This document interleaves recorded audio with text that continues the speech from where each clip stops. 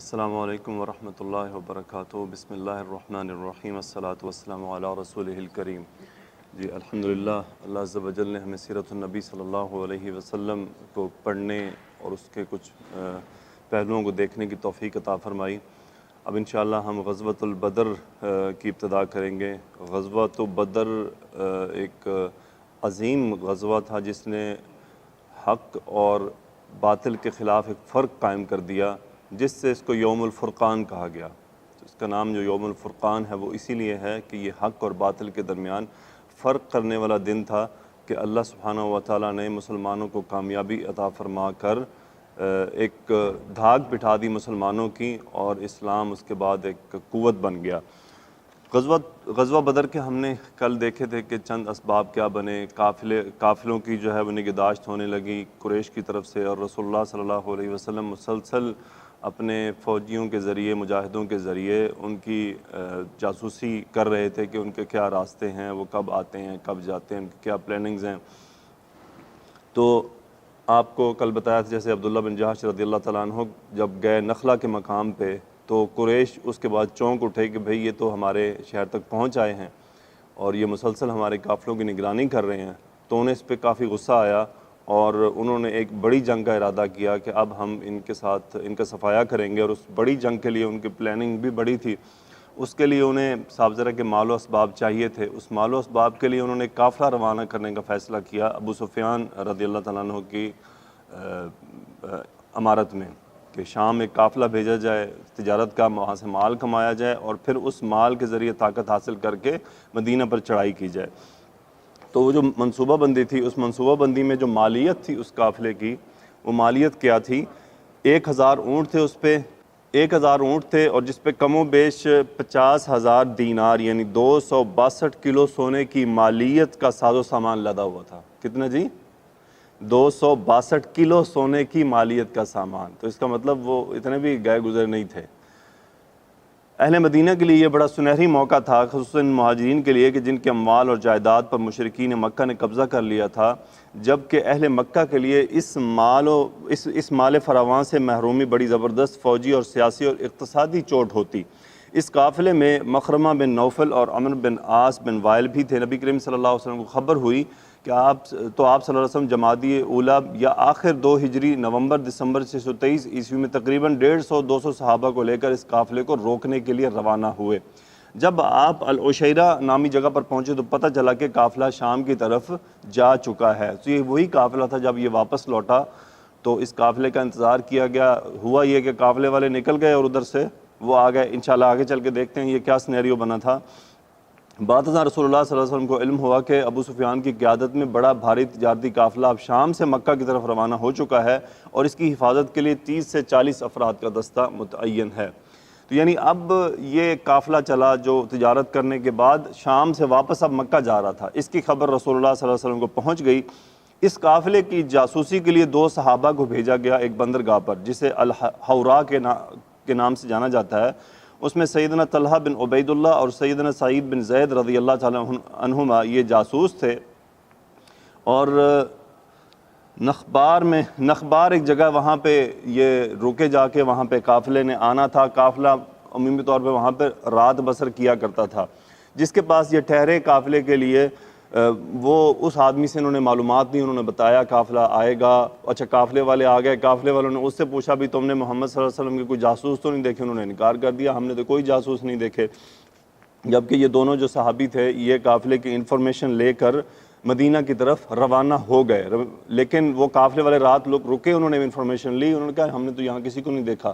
اس کے بعد وہ قافلے والے بھی رخصت ہو گئے، کیونکہ ابو سفیان رضی اللہ تعالیٰ عنہ مسلسل اس بات کے خطرات سے آگاہ تھے کہ کچھ ہوگا، کچھ ہو سکتا ہے، کیونکہ وہ بھی ایک جنگجو آدمی تھے۔ تو انہیں پتہ تھا کہ مسلمان ایک بہت بڑی کارروائی کے سلسلے میں، اور قافلہ ان کا بڑا مضبوط تھا، سامان بہت زیادہ تھا اور زیادہ خطرہ تھا ان کو، اس لیے وہ نہ آرام کرنے کا نام نہیں لے رہے تھے، بلکہ مسلسل ان کی سواری چل رہی تھی کہ بس کسی طرح ہم مکہ پہنچ جائیں۔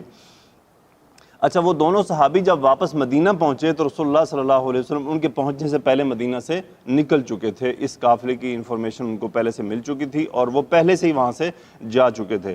رسول اللہ صلی اللہ علیہ وسلم نے پھر صحابہ کرام کو اس قافلے کو روکنے کی ترغیب دی ترغیب کیا تھی؟ یہ قریش کا قافلہ ہے، اس میں ان کے اموال ہیں، اس کی طرف نکلو، ممکن ہے اللہ تعالیٰ تمہیں وہ قافلہ بطور غنیمت عطا فرما دے۔ ایک دوسری روایت میں ہے بے شک ہم ایک چیز حاصل کرنا چاہتے ہیں، چنانچہ جس کی سواری حاضر ہو وہ ہمارے ساتھ ہو جائے۔ بعض لوگوں نے اوالی مدینہ سے اپنی سواریاں لانے کی اجازت مانگی تو آپ صلی اللہ علیہ وسلم نے انہیں سواریاں لانے کی اجازت نہ دی بلکہ منع فرما دیا۔ رسول اللہ صلی اللہ علیہ وسلم اس وقت قطعاً لڑائی کے ارادے سے نہیں جا رہے تھے، یہ بات ہمیں کلیئر ہونی چاہیے کہ رسول اللہ صلی اللہ علیہ وسلم بالکل بھی لڑائی کی پلاننگ سے نہیں جا رہے تھے، اور ان کے ساتھ 40 محافظ تھے۔ تو صحابہ کا یہی اندازہ تھا کہ 200 لوگ کافی ہوں گے، 200 لوگوں کو دیکھ کے 40 لوگ ویسے ہی بھاگ جائیں گے۔ تو صحابہ کو بھی اندازہ نہیں تھا کہ یہ لڑائی ہوگی، اس لیے تمام صحابہ بھی نہ گئے۔ اس میں چونکہ رسول اللہ صلی اللہ علیہ وسلم نے ان کو اجازت دی تھی کہ جو آنا چاہتا ہے، تو صحابہ نے دیکھا کہ اگر قافلے کو روکنے کا ہی مسئلہ ہے تو پھر تھوڑے بھی کافی ہیں، اس لیے سب نہ گئے۔ اگر تو یہ بات لڑائی کی ہوتی تو پھر لازمی بات ہے کہ کوئی بھی صحابی پیچھے نہ رہتا۔ یہ تیاری تھی، اس تیاری میں آپ صلی اللہ علیہ وسلم 313 صحابہ کو ساتھ لے کر ماشاءاللہ تشریف لے گئے۔ اچھا، یہاں پہ غلط فہمی پیدا ہو سکتی ہے، بلکہ ہوتی بھی ہے۔ مجھے ایک ٹیچر کا فون آیا، میسج آیا، وہ ٹیچر پاکستان کے ایک اسکول میں پڑھاتی ہیں، ان کا میسج آیا مجھے۔ اب دیکھیں وہ ٹیچر لیول کی تھیں، اور ایک ٹیچر لیول کے بندے کے ذہن میں اس قسم کے اشکال پیدا ہونا، اور پھر اس کا مطلب ہمارے ذہن میں تو زیادہ پیدا ہو سکتے ہیں۔ انہوں نے مجھے کہا کہ جی مجھے یہ سمجھ نہیں آتی کہ چونکہ یہ جو الزام ہے یہ کفار نے لگایا ہے کہ محمد صلی اللہ علیہ وسلم تو نعوذ باللہ قافلے کو لوٹنے کے لیے گئے تھے، ان کو تو مال کی پڑی ہوئی تھی، انہوں نے تو یہ جو جنگ بدر ہوئی تھی وہ بیسیکلی ڈاکہ ڈالا انہوں نے، اور اس ڈاکے کے جواب میں پھر قریش نے کارروائی کی۔ تو میں نے انہیں یہی جواب دیا تھا کہ آپ یہ تو غور کر رہی ہیں کہ محمد صلی اللہ علیہ وسلم نے قافلہ روکا، لیکن آپ نے پچھلے 13 سال پہ لگتا غور نہیں کیا کہ پچھلے 13 سال مسلمانوں کے ساتھ کیا ہوا۔ یہ تو ایک قافلہ تھا، انہوں نے تو سب کچھ ہی لوٹ لیا، سامان بھی لوٹ لیا، اولادیں بھی لوٹ لی، مارا بھی، پیٹا بھی، ظلم و زیادتی بھی کی۔ تو اب مسلمانوں کو کیا اتنا حق بھی نہیں پہنچتا کہ وہ ان کا قافلہ لوٹ لیں؟ صاف ظاہر ہے کہ انہوں نے ان کا پورا مہاجرین کا سامان لوٹ لیا، ان کو خالی ہاتھ یہاں پہ بھیجا گیا، ان کے مال و اسباب کو وہاں روک لیا گیا۔ تو اسی طرح مسلمانوں کا بھی حق تھا، اور ایک بات یہ ہے کہ ان کے ساتھ کھلی جنگ تھی، قریش کو بھی پتا تھا کہ یہ ہمارے ساتھ کوئی ان کی دوستی نہیں ہے، دوستی میں ہو تو پھر تو معاہدے کی خلاف ورزی ہوتی ہے، لیکن قریش کو پتا تھا کہ جنگ ہے، اور مسلمانوں کو بھی پتا تھا۔ تو جنگ میں تو پھر صاف ظاہر ہے کہ پلاننگ ہوتی ہے کہ کس طرح ہم نے اپنے دشمن کو چوٹ لگانی ہے، اسے کیسے نقصان پہنچانا ہے۔ تو غزوہ بدر میں جو قافلہ لوٹنے کے مقاصد یہ تھے، یہ آپ کو جب غیر مسلم آپ کے ساتھ کبھی اس پہ بات کریں نا تو یہ سوال وہ اٹھاتے ہیں کہ جی وہ تو قافلہ لوٹنے گئے تھے، کیونکہ صاف ظاہر ہے کہ وہ اپنی نظر سے دیکھ رہے ہوتے ہیں کہ کسی طرح کوئی نیگیٹو پوائنٹ دیکھا جائے۔ بہرحال 313 کے قریب صحابہ تھے اس میں۔ اچھا، ان 313 میں صحابہ جو مسلمانوں کی مدینہ سے روانگی جو ہے جی 12 رمضان المبارک، یا پھر ایک اور روایت ہے کہ 8 رمضان المبارک کو ہوئی۔ رسول اللہ صلی اللہ علیہ وسلم پہلے یہاں سے نکلے اور بیوت السقیہ میں پڑاؤ ڈالا، یہ مدینہ کے بالکل قریب ہے۔ وہاں پہنچ کر آپ نے صحابہ کا جائزہ لیا، تمام لوگوں کو آپ کے سامنے پیش کیا گیا۔ عبداللہ بن عمرو، اسامہ بن زید، رافع بن خدیج، براء بن عازب، اسید بن ظہیر، زید بن ارقم اور زید بن ثابت رضی اللہ عنہم کو چھوٹا ہونے کی وجہ سے واپس بھیج دیا گیا۔ نبی صلی اللہ علیہ وسلم کو بخوبی ادراک تھا کہ ابو سفیان اور قافلے کے دیگر محافظ اپنے قافلے کو بچانے کی ہر ممکن کوشش کریں گے۔ اچھا، اب یہاں سے ایک سوال پیدا ہوتا ہے کہ جب لڑائی کی پلاننگ نہیں تھی تو پھر ان کو کیوں واپس بھیجا گیا؟ تو یہ بات کلیئر کر لیں کہ رسول اللہ صلی اللہ علیہ وسلم کو اس چیز کا پورا اندازہ تھا کہ مال زیادہ ہے ان کے پاس، اور 40 محافظ انہوں نے اسپیشلی اسی کام کے لیے رکھے ہوئے ہیں کہ اگر کچھ ہم ان کے ساتھ کریں گے تو صاف ظاہر ہے کہ وہ ہمیں مال دے تو نہیں دیں گے نا، وہ جو 40 لوگ ہیں وہ کس لیے ہیں؟ وہ لڑنے کے لیے ہیں، تو ان کے لڑنے کے لیے بچے بیچ میں نہیں ہونے چاہیے، چھوٹی عمر کے، تو اس لیے آپ نے انہیں واپس بھیج دیا۔ اور سعد بن ابی وقاص رضی اللہ تعالیٰ عنہ بیان فرماتے ہیں کہ میں اپنے بھائی عمیر بن ابی وقاص کو دیکھا تو وہ چھپ رہے تھے۔ اچھا، وہ چھپ کیوں رہے تھے؟ کہ کہیں مجھے بھی واپس نہ کر دیا جائے، لیکن انہوں نے ضد کی کہ میں لشکر کے ساتھ نکلنا چاہتا ہوں اور مجھے اللہ تعالیٰ شہادت سرفراز فرمائے۔ ارشاد رضی اللہ عنہ فرماتے ہیں جب عمیر رضی اللہ تعالیٰ کو رسول اللہ صلی اللہ علیہ وسلم کے سامنے پیش کیا تو آپ نے انہیں صغر سنی کی بنا پر کہا تم لوٹ جاؤ۔ عمیر یہ سن کر رونے لگے، رسول اللہ صلی اللہ علیہ وسلم نے انہیں اجازت مرحمت فرما دی، پھر وہ معرکہ بدر میں 16 برس کی عمر میں جام شہادت نوش کر گئے۔ رسول اللہ صلی اللہ علیہ وسلم نے بیوت سقیہ کے کنویں سے پانی پیا اور صحابہ کو بھی حکم دیا کہ اس کنویں سے پانی پئیں، پھر وہاں نماز ادا کی۔ اس دن آپ صلی اللہ علیہ وسلم نے اہل مدینہ کے لیے دعا کی، وہ دعا میں آپ کو سناتا ہوں، یہاں پہ ایک بات پیچھے رہ گئی۔ اس سے پہلے تحویل قبلہ ہو چکا تھا، یعنی بدر جانے سے پہلے جو قبلہ بیت المقدس سے خانہ کعبہ کی طرف اس کا رخ مڑوا دیا گیا تھا، اور یہ تقریباً 16 سے 17 مہینے کا وقت ہے کہ جس میں آپ نے جو نمازیں ہیں وہ بیت المقدس کی طرف منہ کر کے ادا کی ہیں۔ سورہ دوسرا پارے کی آپ شروع کی آیات دیکھ سکتے ہیں، وہ آپ کو وہاں پہ اس کی اچھی طرح تفسیر بھی سمجھ آ جائے گی سمپلی کہ مقصد کیا تھا، پھر جنہوں نے اعتراض کیا اس کا جواب اللہ نے ان کو کیا دیا۔ اب دعا کیا تھی؟ آپ نے فرمایا اے اللہ، ابراہیم علیہ السلام تیرے بندے، تیرے خلیل اور تیرے نبی تھے، انہوں نے اہل مکہ کے لیے تجھ سے دعا مانگی تھی، میں تیرا بندہ اور تیرا نبی ہوں، میں اہل مدینہ کے لیے تجھ سے دعا مانگتا ہوں، تو ان کے لیے ان کے سا میں اور ان کے مد میں اور ان کے پھلوں میں برکت عطا فرما، یعنی ان کے غلے میں، ان کی تجارت میں۔ اے اللہ، مدینہ کو میرے لیے، ہمارے لیے محبوب بنا دے، اور وہاں جو وبائی امراض ہیں انہیں خم میں بھیج دے۔ اے اللہ، میں نے مدینہ کے دو کناروں کے درمیان علاقے کو حرم بنا دیا ہے، جس طرح تیرے خلیل ابراہیم علیہ السلام نے مکہ کو حرم بنا دیا تھا۔ تو یہ وہ دعا تھی جس کے بعد رسول اللہ صلی اللہ علیہ وسلم نے مدینہ منورہ کی حرم کی حدود قائم کر دیں۔ اس کے بعد مدنی لشکر کا جو ساز و سامان کیا تھا جی؟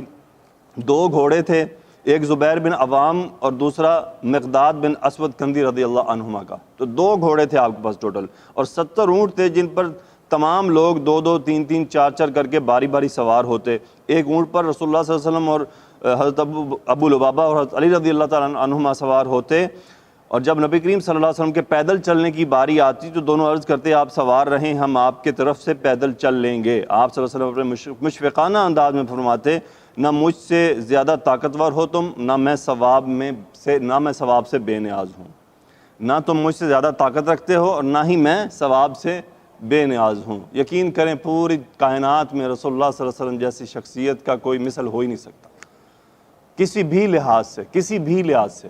یعنی ایک تو آپ کی نبوت تو ثابت ہے کہ اس کا تو کوئی ہے ہی نہیں، لیکن اس کے علاوہ بھی آپ کا کوئی بھی فیلڈ ہے، آپ کچھ بھی لے لیں، رسول اللہ صلی اللہ علیہ وسلم کا نعم البدل، کوئی مثل کچھ بھی نہیں، کوئی بھی نہیں ہے کہ جس طرح آپ نے زندگی گزاری۔ آپ کے طرز پہ صرف 2 لوگوں نے زندگی گزار کے دکھائی ہے، ایک ہے عمر بن خطاب رضی اللہ تعالیٰ عنہ اور دوسرے ہیں ابو بکر صدیق رضی اللہ تعالیٰ عنہ۔ ان 2 صحابان نے جو زندگی گزاری ہے، آپ ان کی واقعات بڑے اچھی طرح جانتے ہیں کہ عمر رضی اللہ تعالیٰ عنہ کے واقعہ تو بڑے مشہور ہے، وہ گھوڑے پہ سفر کرنے والا بیت المقدس والا۔ پھر وہ مسجد نبوی میں لیٹے ہوئے تو کچھ لوگ آئے ملنے کے لیے کہ ہم نے تمہارے امیر سے ملنا ہے۔ انہوں نے کہا وہ جاؤ، مسجد میں جو زمین پہ لیٹا ہوا ہے نا وہ ہے ہمارا امیر۔ کتنے مربع میل پہ جی؟ 22 لاکھ مربع میل پہ حکمران تھے، اور مسجد کی زمین پہ کچی پہ لیٹے ہوئے ہیں، کسی کو پتہ نہیں چل رہا امیر المومنین کون ہے۔ تو اچھا یہ 2 کا نام کیوں لیا میں نے؟ 2 کا اس لیے لیا کوئی یہ نہ اعتراض کر دے کہ علی رضی اللہ عنہ کا نام یا عثمان رضی اللہ عنہ کا نام نے لیا، کیونکہ ان کے اپنے فرمان ہے کہ ان 2 نے ہماری زندگی مشکل کر دی، کہ ان 2 نے نبوت کے طریقے کو اس طرح سے چلایا ہے کہ ہمارے لیے بھی مشکل کر دیا ہے کہ ہمیں لازمی یہ فالو کرنا ہے۔ تو یعنی واقعی ان 2 صحابان نے رسول اللہ صلی اللہ علیہ وسلم کی جو طریقہ تھا اس کا حق ادا کیا۔ اچھا جی آگے مدینہ میں، اب یہ بات میں نے آپ کو کل بھی بتائی تھی کہ نائب لازمی ہوا کرتا تھا جو مدینہ میں آپ کی جانے کے بعد ہوتا تھا، تو وہ تھے جناب عبداللہ بن ام مکتوم رضی اللہ تعالیٰ عنہ، جن کا میں نے آپ کو سنایا تھا سورہ عبسہ جن کے لیے آئی تھی۔ ان کو آپ نے نائب بنایا۔ آپ صلی اللہ علیہ وسلم مقام روحہ تک پہنچے تو آپ نے ابو لبابہ رضی اللہ تعالیٰ عنہ کو مدینے کا ناظم بنا کر واپس روانہ کر دیا، اور ان کی جگہ سیدنا مرثد بن ابی مرثد رضی اللہ تعالیٰ عنہ آپ صلی اللہ علیہ وسلم کے ساتھ سواری میں شریک ہو گئے۔ اسلامی لشکر کی گزرگاہیں میں نے آپ کو میپ شیئر کیا ہے، اس میں آپ دیکھیے گا، فاصلے بھی رکھے ہوئے ہیں کہاں کہاں سے آپ گزرتے ہوئے گئے تھے۔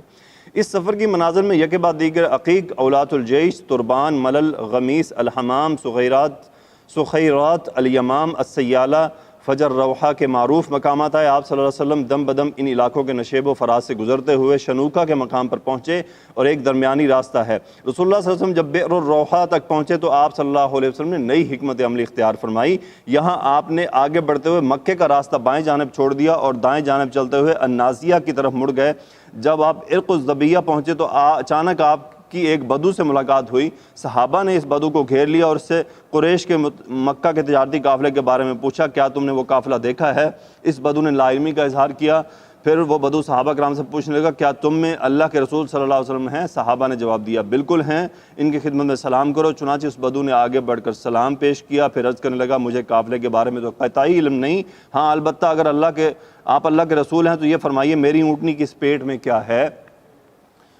سیدنا سلمہ بن سلامہ بن وقش رضی اللہ عنہ بیان فرماتے ہیں، ارے یہ بات اللہ کے رسول سے مت پوچھو، ادھر آؤ میں تمہیں بتاتا ہوں اس کے پیٹ میں کیا ہے، تم نے اس اونٹنی سے بدماشی کی ہے اور اس کے پیٹ میں تمہارا بچہ کل بلا رہا ہے۔ رسول اللہ صلی اللہ علیہ وسلم کے مزاج مبارک پر یہ گفتگو گراں گزری۔ آپ صلی اللہ علیہ وسلم نے سیدہ سلمہ رضی اللہ عنہ سے فرمایا بس کرو، تم نے اسے رسوا کر دیا ہے، بس کرو تم نے اسے رسوا کر دیا ہے۔ دیکھیں رسول اللہ صلی اللہ علیہ وسلم نے یہ نہیں کہا کہ تم نے غلط کہا ہے، لیکن آپ نے صرف اتنا فرمایا کہ تم نے اس کو رسوا کر دیا ہے، اس کا اگر گناہ تھا تو تمہیں کیا ضرورت ہے اس کو اس طرح سے بیان کرنے کی۔ تو یہاں سے اس کے بعد رسول اللہ صلی اللہ علیہ وسلم کا یہ سفر آپ نے لازمی، اب میں نے آپ کو سنایا ہے نا، آپ نے میپ کھول کے دیکھنا ہے کہ آپ کہاں سے کیسے راستہ آپ نے بدلا، کون سا نارمل راستہ تھا۔ ہاں جی، آپ میں سے کتنے ساتھی بدر گئے ہیں؟ اور چلیں اس بار جائیے گا، یہ میری آپ سے ریکویسٹ ہے پرسنل، بدر جائیے گا، اور بدر جاتے ہوئے آپ ذہن میں یہی رکھیے گا کہ آپ اس سفر کو دیکھنے جا رہے ہیں کہ آپ نے کہاں سے کیا سفر کیا۔ آپ کو اندازہ ہوگا کتنے سخت پہاڑ ہیں وہ سارے۔ میں جب وہاں سے میں 2 بار گیا ہوں، اور انشاءاللہ میرا یہی ارادہ ہے جب سے میں اب ہر دفعہ جاؤں گا، کیونکہ ایک تو صحابہ کرام کی قبریں ہیں وہاں پہ، 13 صحابہ کرام، 14 صحابہ کرام شہداء ہیں، پھر وہاں پہ مسجد عریش ہے، مسجد عریش رسول اللہ صلی اللہ علیہ وسلم کے جہاں خیمہ بنایا گیا تھا نا، وہ بالکل اس کے اوپر بنائی گئی ہے، تو وہاں سے آپ کو یہ اندازہ ہوگا کہ آپ کا خیمہ کہاں تھا۔ پھر سامنے جو میدان جنگ تھا وہاں پہ انہوں نے کھجوروں کے باغ لگایا ہوا ہے کہ آپ کو یہ اندازہ ہوگا کہ یہ میدان جنگ تھا۔ وہاں پہ پھر 2 بڑے ٹیلے ہیں جن کا قرآن پاک میں ذکر ہے، عدوۃ الدنیا و عدوۃ القصویٰ، میرے خیال 10ویں پارے کے پہلے صفحے پہ ہیں یا 9ویں پارے کے آخری صفحے پہ، انشاءاللہ ان کا تذکرہ آگے آئے گا۔ تو یہ مقامات آپ کو اندازہ ہو کہ یہ وہ جو جنگ تھی جو 313 مجاہدین گئے تھے وہ کہاں گئے تھے، اس نیت سے جائیے گا۔ باقی یوں نہیں ہے کہ کوئی ثواب و اجر ہے، لیکن ایک ہمیں اسلامی ہسٹری سے بھی محبت ہونی چاہیے کہ ہمارے پیارے نبی صلی اللہ علیہ وسلم نے کہاں سفر کیا، کہاں تشریف لے گئے، کہاں جا رکے، کہاں جنگ ہوئی، کہاں فرشتے اترے، وہ جو زمین ایسی جہاں فرشتے اترے تھے لڑنے کے لیے، تو اس نیت سے دیکھیے گا۔ اچھا جی، مشرک سے استعانت۔ آپ صلی اللہ علیہ وسلم جب سفر کر رہے تھے تو ایک مشرک آپ سے ملا اور اس نے آپ سے اجازت مانگی کہ میں آپ کے ساتھ اس سفر پر جانا چاہتا ہوں، میں بھی لڑنا چاہتا ہوں، بڑا بہادر آدمی ہوں۔ آپ نے فرمایا کیا تم اللہ اور اللہ کے رسول پر ایمان رکھتے ہو؟ اس نے کہا نہیں۔ تو آپ نے فرمایا تم لوٹ جاؤ، میں کسی مشرک سے ہرگز مدد نہیں لیتا، میں کسی مشرک سے ہرگز مدد نہیں لیتا، تم جا سکتے ہو۔ بہرحال اس کے بعد وہ 2 دفعہ آیا اور دوسری دفعہ پھر وہ ایمان لے کے آیا تو پھر آپ اس کو ایکسیپٹ کر لیا گیا۔ مدنی لشکر وادی صفرا میں رسول اللہ صلی اللہ علیہ وسلم مکہ مکرمہ کی طرف جانے والی شاہراہ عام کو چھوڑ کر النازیہ پہنچے۔ یہ پھر النازیہ کے گوشے سے گزر کر وادی رحقان پار کی اور اس کے بعد درہ صفرا الواسطہ سے گزرے، پھر درے سے اتر کر وادی صفرا الواسطہ کی طرف چلے۔ وہاں سے قبیلہ جوہینہ کے 2 آدمیوں بسبس بن عمرو اور عدی بن ابو زغبا کو تجارتی قافلے کے حالات کا پتہ لگانے کے لیے بدر روانہ فرمایا۔ یہ دونوں صحابی رسول اللہ صلی اللہ علیہ وسلم کے حکم بجاوری کے لیے روانہ ہو گئے۔ جب وہ بدر پہنچے تو انہوں نے پانی کے قریب ایک ٹیلے کے پاس اپنے اونٹ بٹھائے اور اپنا مشکیزہ لے کر پانی کے آس پاس بیٹھ گئے۔ ادھر مجدی بن عمرو جوہنی بھی موجود تھا، وہاں ان دونوں نے دونوں لڑکیوں کی گفتگو سنی۔ وہاں پہ 2 لڑکیاں تھیں، ان میں سے ایک نے دوسری لڑکی کو اس سے پکڑا ہوا تھا جیسے کہ قرض خواہ اپنے قرض کا مطالبہ کر رہا ہوتا ہے، یعنی کوئی اپنا قرضہ مانگ رہا ہوتا ہے۔ جس لڑکی کو پکڑا ہوا تھا اس نے اپنی سہیلی سے کہا کل یا پرسوں قافلہ آئے گا، میں ان کا پانی بھر دوں گی، اس کے عوض جو مجھے اجرت ملے گی اس سے میں تیرا قرض ادا کر دوں گی۔ مجدی نے کہا تو نے بالکل ٹھیک بات کی ہے۔ پھر ان دونوں کے درمیان جھگڑا چکا دیا۔ عدی اور بس یہ بات سن کر اپنے اونٹوں پر بیٹھے اور رسول اللہ صلی اللہ علیہ وسلم کی خدمت میں پہنچے اور سارا ماجرا بیان کر دیا۔ تو یعنی ہوا یہ کہ اس لڑکیوں کے ذریعے خبر ملی اور وہ خبر صحابہ تک پہنچی، وہ وہاں پہ بیٹھے ہوئے تھے، وہ خبر لے کر رسول اللہ صلی اللہ علیہ وسلم کی خدمت میں پہنچ گیا تاکہ ان کو بتائیں کہ قافلہ کیسے آنے والا ہے۔ اب ابو سفیان کی ہوشیاری، قریشی قافلے کے سالار ابو سفیان۔ اچھا، ابو سفیان ایک بڑے ذہین آدمی تھے، ایک محتاط آدمی تھے۔ انہیں اچھی طرح معلوم تھا کہ مکے کے جو راستے ہیں اس پہ اس وقت خطرات موجود ہیں، چونکہ اثرات ان کو مل رہے تھے کہ کچھ شاید ہونے والا ہے۔ وہ کہتے ہیں اس لیے جو ہی اس کے قدم شمال سے حجاز کے علاقے کی طرف پڑے، اس کے جاسوس آگے آگے خبر کرنے کے لیے پھیل گئے، یعنی وہ اس اپنے جاسوسوں کو پھیلا دیا اس نے کہ وہ معلومات لے کر آئیں کہ محمد صلی اللہ علیہ وسلم کی طرف سے قافلے پر حملے کی کیا تیاری کی جا رہی ہے، تاکہ اس سے زیادہ وقت کا سامنا نہ کرنا پڑے۔ اسے جلد ہی معلوم ہو گیا کہ محمد صلی اللہ علیہ وسلم مدینہ سے اپنے صحابہ کو لے کر نکلے ہیں۔ اس موقع پر ابو سفیان کے سامنے خوفناک خطرات منڈلانے لگے۔ اس نے اسی وقت فیصلہ کر لیا کہ مکہ میں سردار قریش کو اس نازک صورتحال سے فوری طور پر آگاہ کر دینا چاہیے۔ اس نے مکے میں خطرے کے اعلان کے لیے زمزم بن عمر غفاری کو اجرت دے کر مکے بھیجا، تاکید کی کہ وہاں جا کر قافلے کی حفاظت کے لیے آواز لگائے۔ پھر ابو سفیان نے احتیاطاً قافلے کا رخ ساحل کی طرف موڑ دیا۔ عاتقہ بنت عبد المطلب، رسول اللہ صلی اللہ علیہ وسلم کی پھوپھی، ان کو 3 رات پہلے جو ہے خواب آیا۔ انہوں نے وہ خواب بیان کیا۔ خواب میں کیا تھا؟ خبردار، ان کو کسی کہنے والے نے کہا خبردار اے دھوکے بازو، 3 دن کے اندر اندر اپنی قتل گاہوں کی طرف نکلو۔ تو یہ خواب انہوں نے حضرت عباس رضی اللہ تعالیٰ عنہ سے بیان کر دیا، اور حضرت عباس رضی اللہ تعالیٰ عنہ یہ خواب انہوں نے ان سے تاکید کی کہ آپ نے یہ خواب کسی سے بیان نہیں کرنا۔ حضرت عباس رضی اللہ تعالیٰ عنہ وہاں سے نکلے تو ولید بن عتبہ بن ربیعہ مل گیا، وہ ان کا دوست تھا، اس کو انہوں نے خواب سنا دیا کہ میری جو ہے نا بہن نے ایسے خواب دیکھا ہے۔ وہ خواب لے کے نکلا تو اس نے مکے میں اشتہار لگا دیے خوابوں کے۔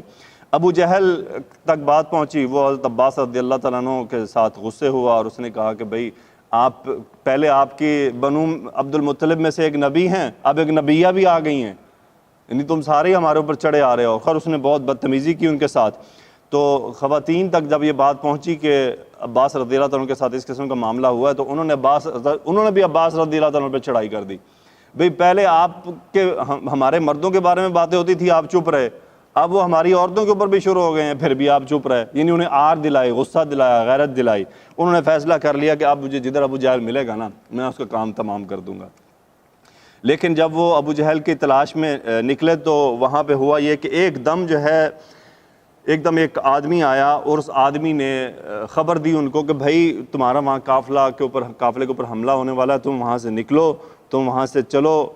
بلکہ یہاں پہ کیا ہے، یہاں پہ اس میں آپ کو وہ آواز سناتا ہوں اس نے کیا کہا۔ زمزم بن عمر کی آواز سن لی جو میں نہ سن سکا تھا۔ وہ کہتے ہیں کہ وہ وادی کے درمیان میں اونٹ پر کھڑا چیخ رہا تھا۔ اس نے عرب کے دستور کے مطابق اپنے اونٹ کی ناک چیر دی، کجاوا الٹا کیا، کرتا پھاڑ دیا اور چیخ کر بولا اے قریش کی جماعت، اپنے قافلے کو بچاؤ جس میں خوشبو کپڑے تمہارے دیگر اموال ابو سفیان کی نگرانی میں موجود ہیں۔ محمد صلی اللہ علیہ وسلم اپنے ساتھیوں کے ساتھ اس قافلے پر چڑھائی کر دی ہے، مجھے یقین نہیں کہ تم اسے پا سکو گے، مدد مدد۔ تو یہ ایک انتہائی ایک دم اچانک خبر ان کو ملی۔ اس کے بعد انہوں نے جنگ کی تیاری کی۔ جو اہل مکہ تھے وہ فرماتے ہیں کہ جی اس میں جو ایک ابو لہب تھا، صرف وہ نہیں گیا تھا۔ ابو لہب نے عاصی بن ہشام کو جو ہے 4000 درہم قرضہ اس کا دینا تھا۔ اس نے کہا بھی میں تجھے قرضہ معاف کرتا ہوں، تم میری جگہ جا کے لڑ لے۔ تو ایک تو وہ لڑنے کیا، پھر سہیل بن عمر جو تھے وہ تقریریں کرنے والوں میں سے تھے۔ یہ بھی ہوتا ہے نا ایک نیچرلی، آپ نے اپنی عوام کو موٹیویٹ بھی تو کرنا ہوتا ہے، موٹیویشن کے بغیر تو کام نہیں چل سکتا۔ تو وہ موٹیویٹ کرنے والے تھے، انہوں نے موٹیویٹ کیا، جذبات کو ابھارا، لوگوں کو تیار کیا۔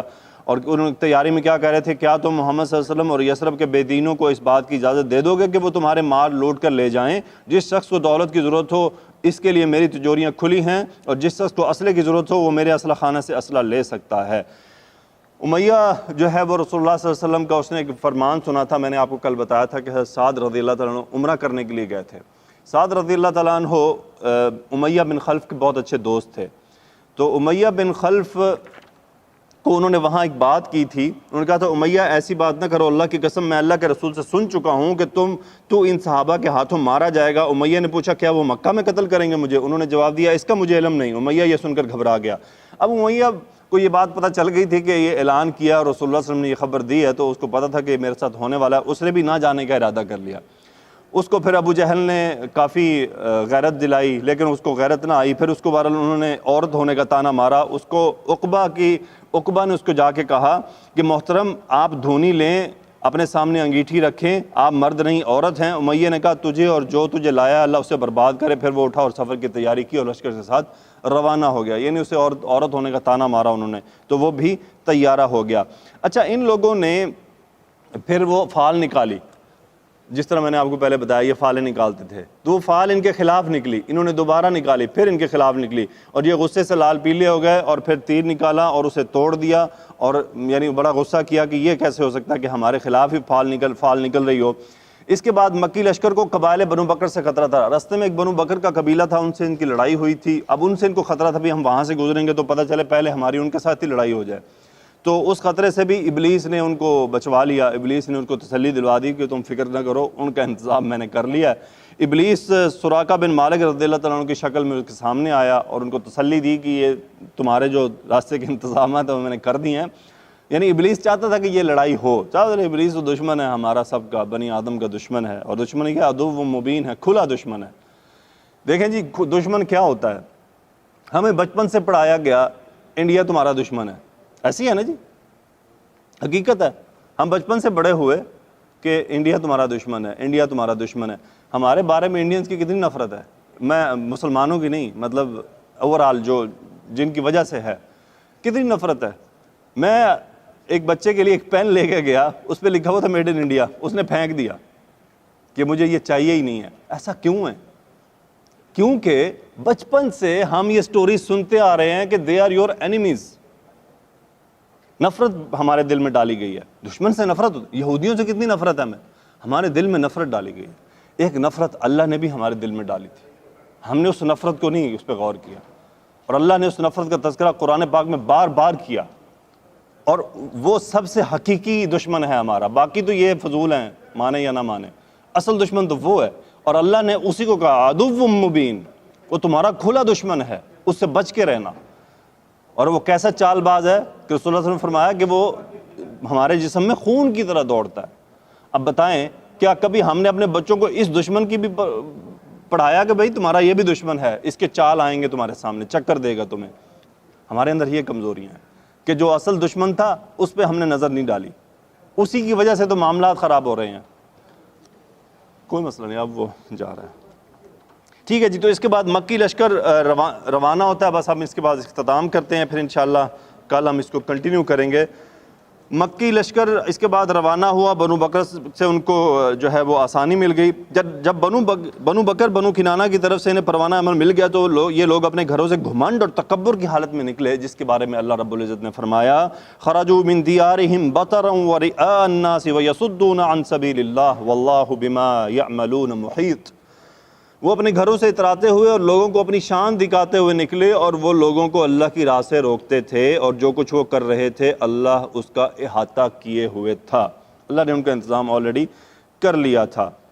مشرکین کا لشکر اور ان کا اسلحہ کیا تھا جی؟ ابتدا میں مشرکین کی تعداد 1300 تھی، ایک روایت کے مطابق ان کے پاس 200 گھوڑے، 600 زرہیں اور بڑی کثرت سے اونٹ تھے، ان کے ساتھ گلوکارائیں تھیں جو دف بجاتی تھیں اور مسلمان کی ہجوم کرتی تھیں، اور مشرکوں کو گیت گا گا کر جوش دلاتی تھی، اور مسلمانوں کے خلاف ان کے آتش غضب کو بھڑکاتی تھیں، اور جب یہ لوگ نکلے تو ان کی ہر ایک ادا سے غرور ٹپک رہا تھا۔ قرآن مجید میں اللہ نے یوں بیان فرمایا وَلَا تَكُونُوا كَالَّذِينَ خَرَجُوا مِن دِيَارِهِمْ بَطَرًا وَرِئَاءَ النَّاسِ وَيَصُدُّونَ عَن سَبِيلِ اللَّهِ وَاللَّهُ بِمَا يَعْمَلُونَ مُحِيطٌ۔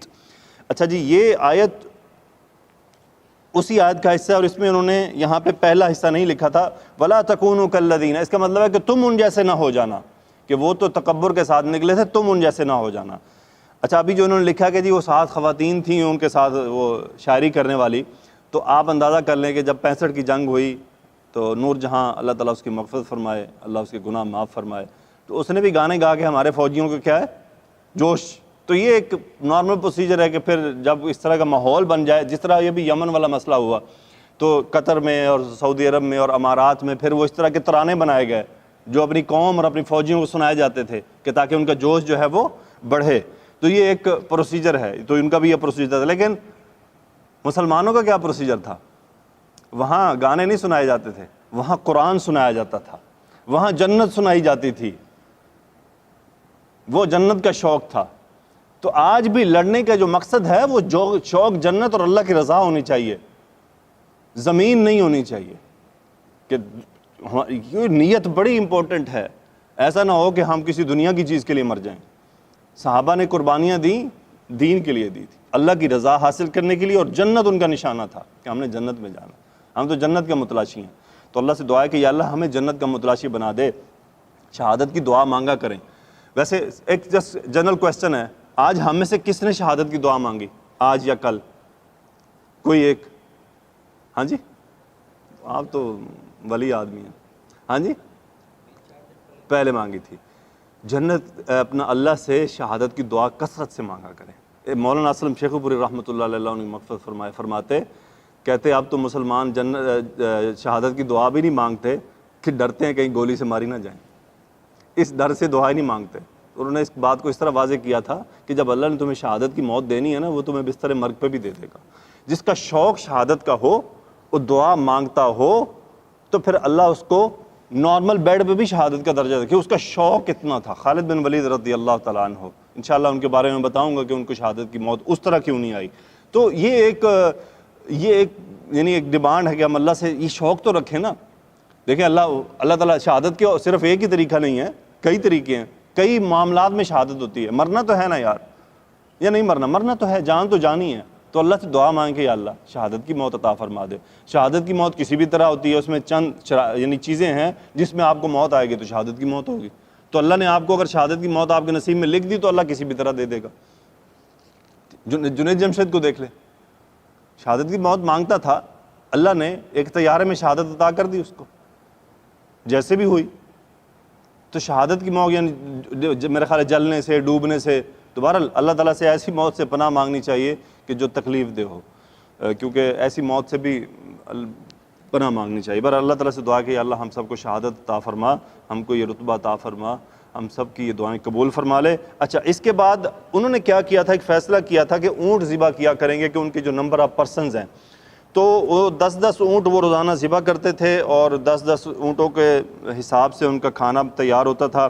انشاءاللہ آپ کو یہ پتہ چلے گا کہ یہ 10 اونٹ کا حساب کیا تھا، اور رسول اللہ صلی اللہ علیہ وسلم جو ہے وہ ان 10 اونٹوں سے آپ نے کیا حساب لگایا تھا۔ آپ علیہ الصلوۃ والسلام بہت بڑے جرنل بھی تھے، آپ کو جنگی حکمت عملی پوری طرح آپ کو ازبر تھی کہ کیا پلاننگ ہونی چاہیے۔